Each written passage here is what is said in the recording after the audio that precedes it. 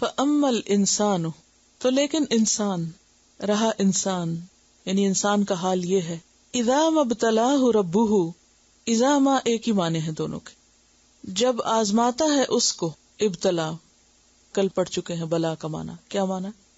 آزمانا، کھولنا، ظاہر کر دینا، اس کی حقیقت سامنے لے آنا۔ مشکلات آتی اس لیے کہ انسان کی اصلیت سامنے آ جائے۔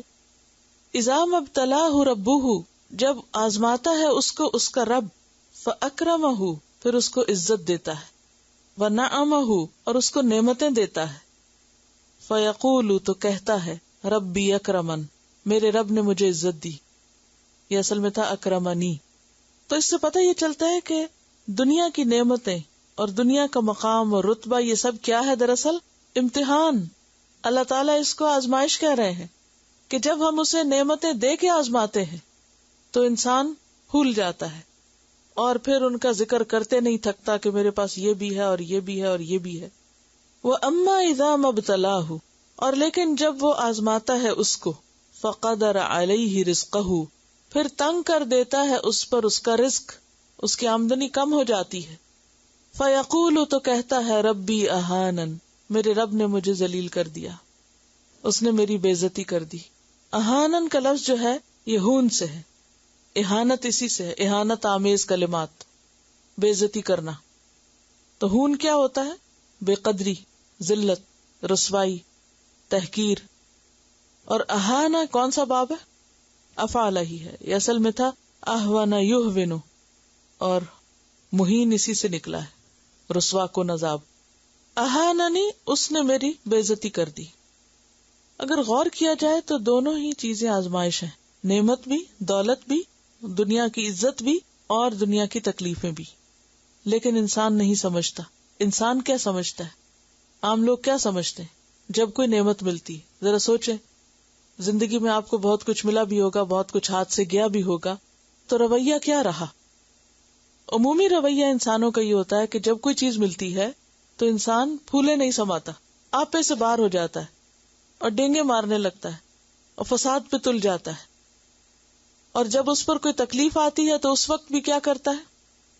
اللہ سے مایوس ہو جاتا ہے، ناشکری کرنے لگتا ہے، شکوے کرنے لگتا ہے۔ یہ کہنا کہ ربی اہانن، میرے رب نے مجھے ذلیل کر دیا، یہ جملہ کیا ہے؟ شکوہ، ناشکری۔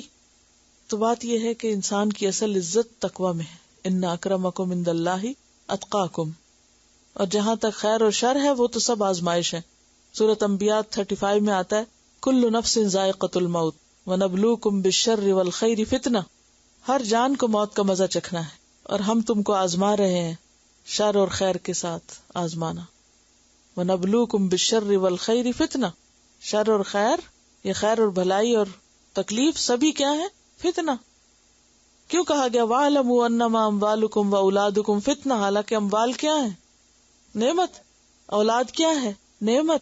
لیکن سورۃ انفال آیت 28 میں آتا ہے وَاعْلَمُوا، اچھی طرح جان لو، أَنَّمَا أَمْوَالُكُمْ وَأَوْلَادُكُمْ فِتْنَةٌ، کہ تمہارے مال اور اولاد تو فتنہ ہے، آزمائش ہے تمہارے لیے، امتحان ہے تمہارا۔ تو کرنا کیا چاہیے ان دونوں حالتوں میں؟ تکلیف آئے تو صبر، نعمت ملے تو شکر۔ نہ نعمت کو پا کے کوئی تکبر آئے، نہ انسان آپے سے باہر نکلے، نہ فساد کرے، اور نہ ہی تکلیف آنے پر واویلا کرے اور شکوے شکایتیں، بلکہ دونوں حالتوں میں اطمینان میں رہے۔ لیکن انسان عام طور پر ایسا کرتا نہیں۔ جب اسے نعمتیں ملتی ہیں تو کیا کرتا ہے؟ کلا، ہرگز نہیں، حرف ردع، بل لا تکرمون الیتیم، بلکہ تم یتیم کی عزت نہیں کرتے۔ جو اللہ کا فرما بردار ہوتا ہے اس کو جب اللہ مال دیتا ہے تو وہ اپنے مال سے دوسروں کی مدد کرتا ہے، لیکن جو ناشکرا انسان ہوتا ہے وہ کیا کرتا ہے؟ بے آسرا انسان کی مدد نہیں کرتا۔ یتیم اصل میں کہتے ہیں جس کا باپ فوت ہو جائے، تنہا رہ جائے، اکیلا۔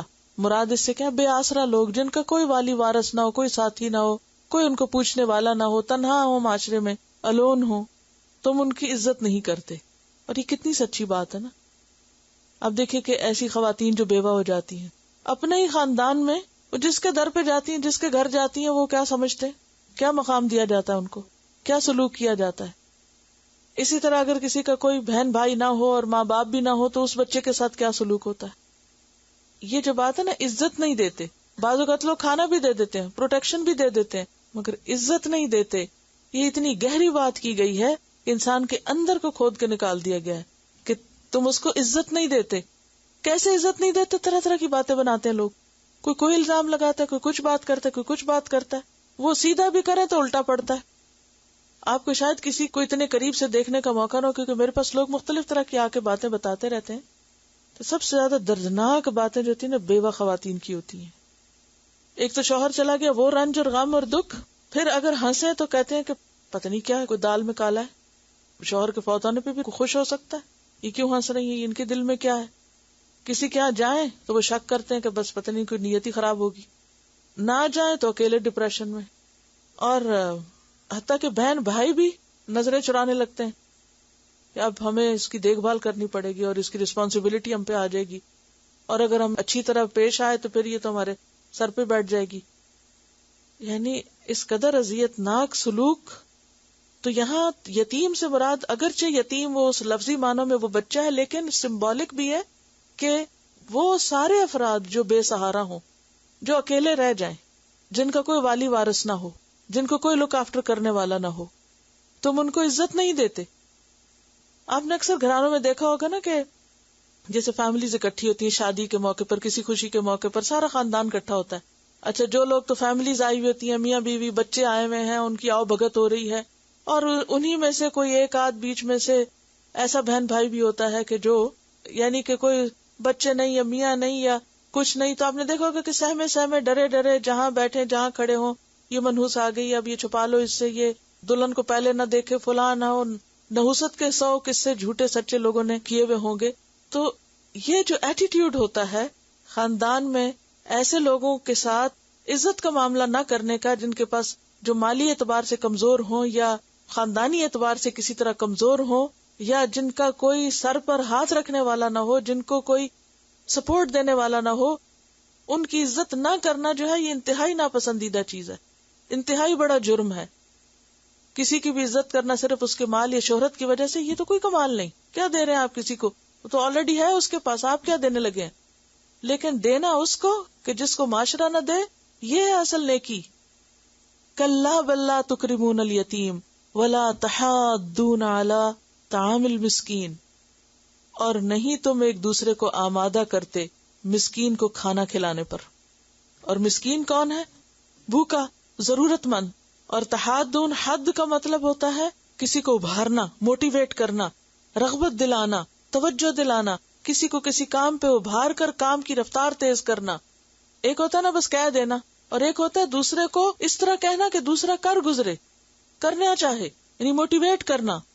ولا تحاضون علی طعام المسکین, اور نہیں تم اکساتے, نہیں تم رغبت دلاتے ایک دوسرے کو, باب تفاعل ہے نا, تحادد ہے اصل میں, ایک دوسرے کو آمادہ نہیں کرتے مسکین کو کھانا کھلانے کے لیے, ایک دوسرے کو کہتے نہیں ہو, ایک دوسرے کو موٹیویٹ نہیں کرتے. ہوتا کہ عام طور پر جہاں بھی لوگ اکٹھے بیٹھتے, خاندان میں فیملی اکٹھی بیٹھی, ہر ایک کو اپنی اپنی پڑی ہوتی, یا تو کچھ ہے تو اس کی باتیں کرتے رہیں گے, یہ خریدا ہے, یہ بنایا ہے, ایسا ہے ویسا ہے, یا پھر نہیں تو اس کا رونا روتے رہیں گے. اور آپ سے زیادہ ضرورت مند لوگ خاندان میں موجود ہیں, ان کی طرف دھیان ہی نہیں کسی کا, اور نہ کوئی کسی کو دھیان دلاتا ہے کہ بھی تم اپنا رونا چھوڑو, ان کی طرف بھی سوچو. تو یہاں اس کے اوپر تنقید کی جا رہی. وَتَأْكُلُونَ التُّرَاثَ, اور تم کھا جاتے ہو وراثت کو. تراث وراث تھا اصل میں, واو تے سے بدلی ہوئی ہے, اور مراد ہے بغیر محنت کے ملنے والا مال. اکل لمن, کھانا سمیٹ کر, سارا اکٹھا کر کے. لما یا لمو کا مطلب ہوتا ہے اکٹھا کرنا, کسی چیز کو جمع کرنا. اور وراثت کا سارا مال سمیٹ کے کھا جاتے ہو, یعنی اپنا بھی اور اوروں کا بھی. یعنی جن بچوں کا, یتیموں کا مال رہ گیا تو تم کیا کرتے ہو, ان کو حصہ نہیں دیتے اور خود ہی کھا جاتے ہو وہ. وَتُحِبُّونَ الْمَالَ حُبًّا جَمًّا, اور تم محبت رکھتے ہو مال سے محبت بہت زیادہ.